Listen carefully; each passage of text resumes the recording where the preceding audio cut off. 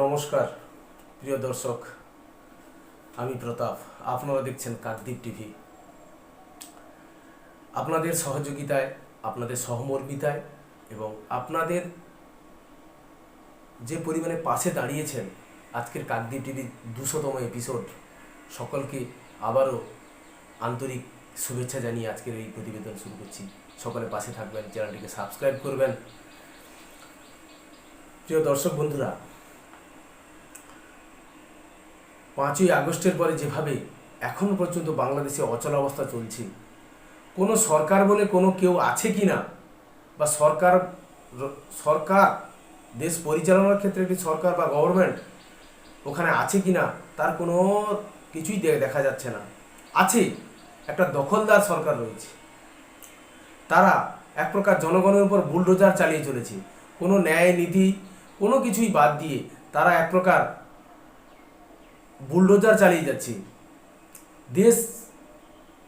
দেশে খণ্ডিত খণ্ডিত আকারে বিভিন্ন জায়গায় বিভিন্নভাবে জনগণের উপরে অন্যায় অত্যাচার তারা নামিয়ে এনেছে। চাঁদাবাজি, জুলুমবাজি, ভুয়া মামলা, মিথ্যা মামলা, বিরোধী দলের নেতা নেত্রীদেরকে মারধর, তাদের বাড়ি লুটপাট, অগ্নিসংযোগ, সংখ্যালঘুদের উপর অগ্নিসংযোগ, তাদের ধর্মীয় প্রতিষ্ঠানে আঘাত, সব কিছুই চলছে। এখানে দুটো দল রয়েছে, জাতীয় দল। একটি প্রধানতম দল হচ্ছে আওয়ামী লীগ এবং দ্বিতীয় দল হচ্ছে বিএনপি। আমরা আলোচনা করব আজকে যে এই দুটি দল এই রকম যে অচলাবস্থার থেকে বেরোতে গেলে এই দুটি দলের অবদান অত্যন্ত বেশি হওয়া উচিত। না হলে আগামীতে বাংলাদেশকে উদ্ধার করা খুবই সহজ হবে না। যদিও বহির্বিশ্বের ডিপ্লোমেসির মাধ্যমে বাংলাদেশে গণতান্ত্রিক পরিবেশ ফিরিয়ে আনার ক্ষেত্রে একটা ভূমিকা কিন্তু চলছে, এটা অবিরত কাজ চলছে।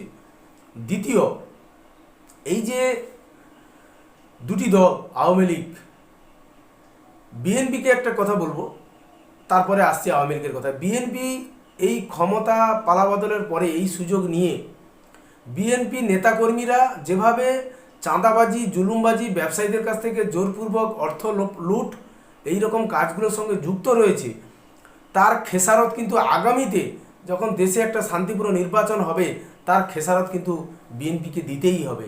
তার মূল্য কি পরিমাণে দেবে সেটা কিন্তু বিএনপি এখন কল্পনা করতে পারছে না। কারণ হাসিনা চলে যাওয়ার পরে যেভাবে বাংলাদেশে এক প্রকার নৈরাজ্যের শাসন কায়েম হয়েছে এবং বিএনপির নেতাকর্মীরা এত অন্যায়ের সঙ্গে যুক্ত হয়ে পড়েছে, এই দলটি তার নেতাকর্মীদেরকে সংযত করতে পারছে না। আওয়ামী লীগের পরে যে বিএনপি তার ক্ষমতা দখল করার যে স্বপ্ন দেখেছিল, যে আশা নিয়েছিল যে আমরা সরকারে প্রতিষ্ঠিত হব, আমরা ক্ষমতা দখল করব দীর্ঘ 16 বছর পরে, সেই সিদ্ধান্ত কিন্তু কোনোভাবেই আর মনে হচ্ছে বিএনপির পক্ষে সম্ভব নয়। যেভাবে জুলুমবাজি চালিয়েছে, যেভাবে অর্থ আদায় চলছে, বিএনপি নেতাকর্মীরা বিভিন্ন অশান্তিতে জড়িয়ে পড়েছেন, গোটা দেশব্যাপী বিএনপির সম্পর্কে একটা খারাপ ধারণা তৈরি হয়ে গেছে। এর মূল্য বিএনপিকে নির্বাচনে চোকাতে হবে। কেউ এখান থেকে বিএনপিকে বের করতে পারবে না। এবার আছি আওয়ামী লীগের কথায়। আওয়ামী লীগের যে নেতাকর্মীরা আন্দোলনে নামতে পারছেন না, এর কারণ কি? সরকারি রাষ্ট্রযন্ত্রের দমনপীড়ন এবং সরকারের সহযোগী যে দলগুলো রয়েছে তাদের দমনপীড়নের কাছে পরাজিত হয়ে আওয়ামী লীগের নেতাকর্মীরা এখন কিন্তু এক প্রকার অন্তর্বাসে রয়েছেন, অন্তর্ধানে রয়েছেন। মানে তারা বাইরে বেরোতে পারছেন না, ভেতরে রয়েছেন। কেন রয়েছেন না, তাদের মধ্যে উপরে যে জুলুমবাজি, চাঁদাবাজি, জুলুমবাজি, হত্যা, খুন, ধর্ষণ, অগ্নিসংযোগ চলছে, কেউই কিন্তু সাহস করে বেরোতে পারছেন না। কিন্তু তাতে বলে এভাবে যদি দমনপীড়ন আসে, তাকে পাশ কাটিয়ে যাওয়ার জন্য একটা নতুন পন্থা কিন্তু আওয়ামী লীগকে অর্জন করতে হবে। অনলাইন এবং অফলাইন দু প্রকারের আন্দোলন বর্তমানে চলছে ডিজিটাল এই যুগে।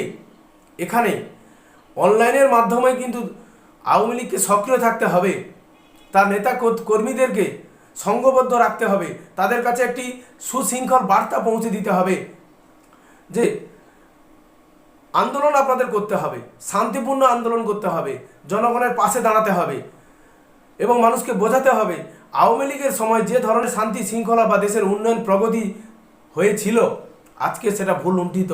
আপনাদেরকে অফলাইন অথবা অনলাইনে আপনাদের সেই বার্তা কিন্তু দেশবাসীর মধ্যে সঞ্চারিত করতে হবে, যাতে আগামী নির্বাচনে এই সরকার, আওয়ামী লীগের সরকারের পতন হওয়ার পরেও এতটুকু কিন্তু ভাটা পড়েনি আওয়ামী লীগের জনসমর্থনের উপরে। তাই এটাকে, এই জনসমর্থনকে পাথেয় করে আপনাদের আগামী দিনে এগিয়ে চলতে হবে। আওয়ামী লীগের যে কেন্দ্রীয় নেতৃত্ব রয়েছে, যারা কিছু অংশ দেশে রয়েছে, কিছু বাইরে চলে গেছে, সেখান থেকে বিভিন্নভাবে বিভিন্ন নেতানেত্রী বিভিন্নভাবে দলীয় নেতাকর্মীদেরকে মোটিভেট করার চেষ্টা করছেন। তাদের মধ্যে সমন্বয় রেখে, এই সমস্ত যারা লিডারশিপের জায়গায় রয়েছেন তাদের মধ্যে সমন্বয় রেখে একটি বার্তা যেন দলেরই বার্তা হয়। এইভাবে যদি জনগণের সামনে আওয়ামী লীগ এইভাবে নিজেদের প্রচার অভিযানকে তুলে ধরে, তবে আগামী নির্বাচনে বা আগামী দেশের যে স্টেবিলিটি আসবে, যে গণতান্ত্রিক প্রক্রিয়া নির্বাচন হবে, সেখানে আওয়ামী লীগকে কেউ রুখতে পারবে না। এটাই কিন্তু রাজনৈতিক বিশেষজ্ঞরা মনে করছেন। যে অত্যাচার আওয়ামী লীগের প্রতি নেমে আসছে, সংখ্যালঘুদের উপরে নেমে আসছে, দেশের শান্তিপ্রিয় জনগণের উপর নেমে আসছে, তার দ্বারা আওয়ামী লীগের জনসমর্থন উত্তর বাড়ছে। তাই এই জনসমর্থনকে ধরে রাখতে গেলে একটি সুশৃঙ্খল কেন্দ্রীয় নেতৃত্বের পরিচালনা এখানে প্রয়োজন রয়েছে। সেই পরিচালনার মধ্য দিয়ে জনগণকে ঐক্যবদ্ধ করে কিভাবে এই উগ্রবাদী, এই দখলদার সরকারকে এখান থেকে হটানো যায় তার রূপরেখা কিন্তু রচনা করতে হবে। সেই সঙ্গে বৈশ্বিক বিশ্বে এই বাংলাদেশের সরকারকে কিন্তু কোনো বৈধতা কোনো দেশই দেয়নি এখনো পর্যন্ত। তারা এক প্রকার হ্যাঙ্গিং অবস্থায় রয়েছে। এদের যে কখন বিতাড়ন হবে এটা সময়ের অপেক্ষা, এটা কেউ বলতে পারবো না আমরা। তবে বলতে পারি খুব কম সময়ের মধ্যে এই দখলদার সরকার বিদায় নিচ্ছে এবং দেশে সামরিক সরকার জারি হওয়ার সম্ভাবনা রয়েছে। এই সামরিক সরকারের আমলে একটি কেয়ারটেকার সরকার তৈরি হবে বিশিষ্ট শুভবুদ্ধি সম্পন্ন মানুষদের নিয়ে, যার মাধ্যমে বাংলাদেশে একটি স্বাধীন এবং গণতান্ত্রিক নির্বাচন প্রতিষ্ঠিত হবে, যার মাধ্যমে জনগণ একটি দলকে বেছে নেবে তাদের শাসন ক্ষমতায় বসানোর জন্য বা তাদেরকে শাসন করার জন্য, শাসন ক্ষমতায় বসানোর জন্য বেছে নেবে। এটাই দস্তুর। আগামী দিনে আওয়ামী লীগ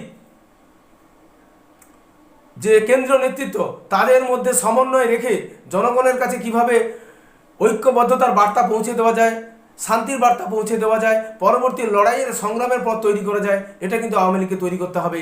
এভাবেই আগামী দিনে আওয়ামী লীগ আবার ফিরে আসবে, আবার হাসিনা নৌকোর হাল ধরবেন, দেশ প্রগতির পথে ফিরবে এবং পরবর্তী নির্বাচনে এই যে দেশে এত পরিমাণে হিংসা, বিএনপি নেতারা জড়িয়ে পড়ছেন চাঁদাবাজি, জুলুমবাজিতে, এর মূল্য কিন্তু বিএনপিকে চোকাতে হবে।